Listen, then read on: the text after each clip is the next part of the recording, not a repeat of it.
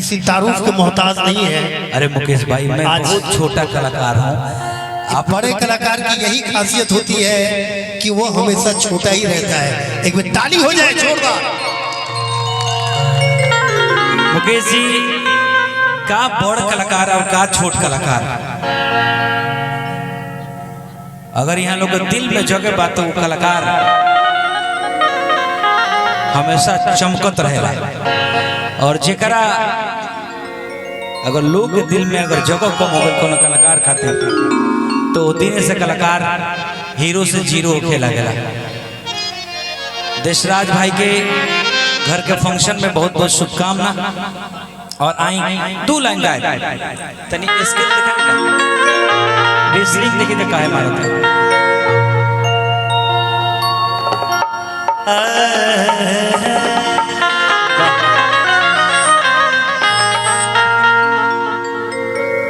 पहिलका भगवती माँ भगवती के समर्पित लाइन, किया मावा के डढ़िया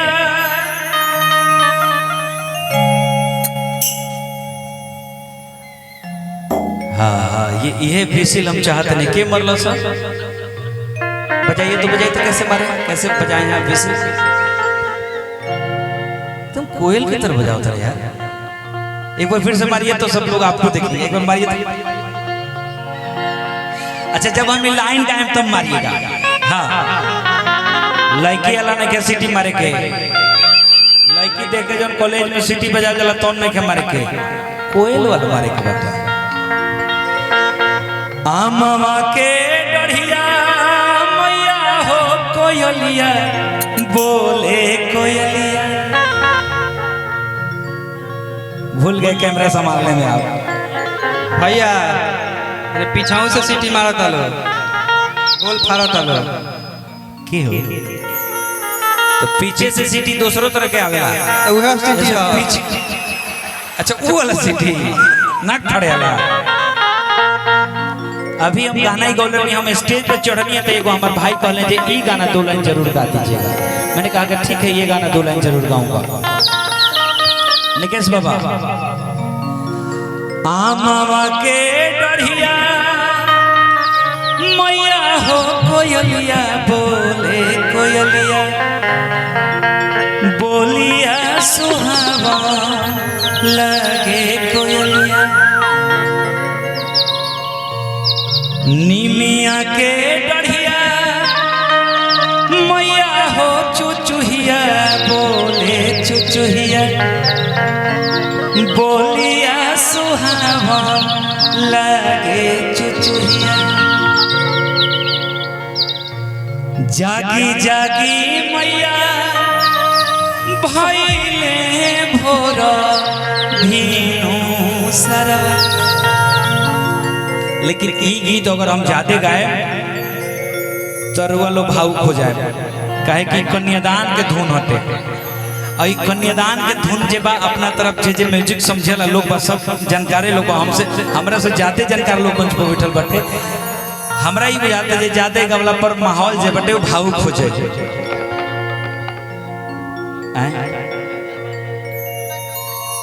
लेकिन अगर ये माहौल बा वो माहौल के हिसाब से कहल जाओ, ए मुंबई में मन न लागे हो दिल्ली से दिलवा भागे,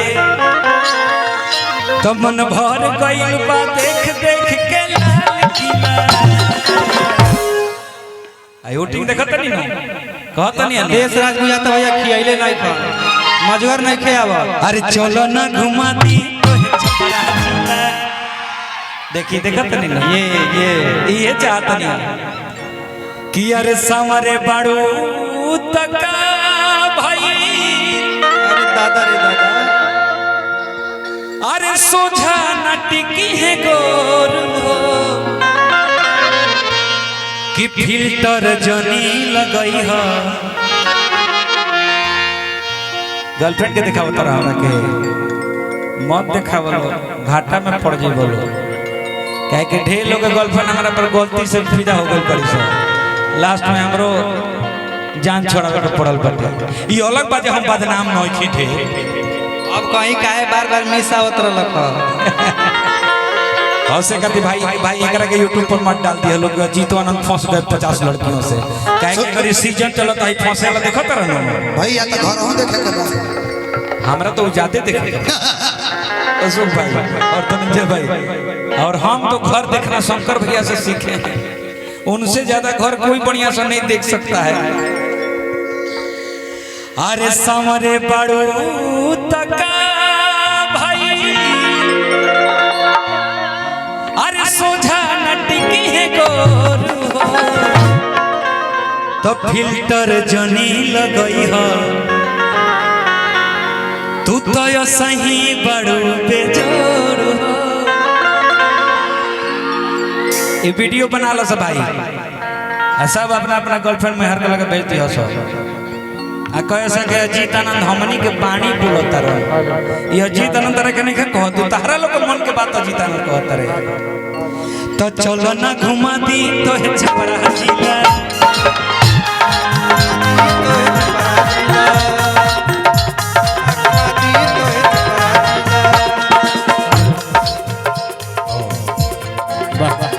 लेकिन तू पता बात ये मजबूरी है कि आपको जाना है अभी लेकिन धनंजय रहते हो तो स्टेज पर अलग रौनक रहता है ये प्रभाव होता है। अपू सिंह से पूछ लो अगर जाए देश तो जा अगर वो माना करे ना पूछ लो फिर से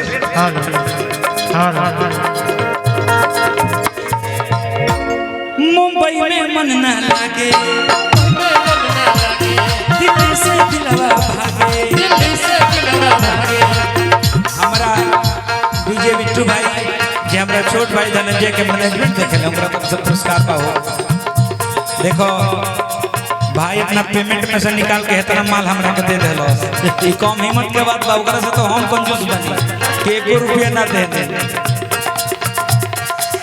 चलो ना घुमा दी तो है छपरा जिला चलो ना घुमा दी तो है छपरा जिला चलो ना घुमा दी तो है छपरा जिला चलो ना घुमा दी तो है यूट्यूब पर देखने वाले लोग और यहाँ के लोग ये जो देख रहे हैं छोटे कद में जिस आदमी को बहुत पावरफुल बेजोड़ कलाकार गुड्डू हलचल भाई है इन पे तालियां बजाइए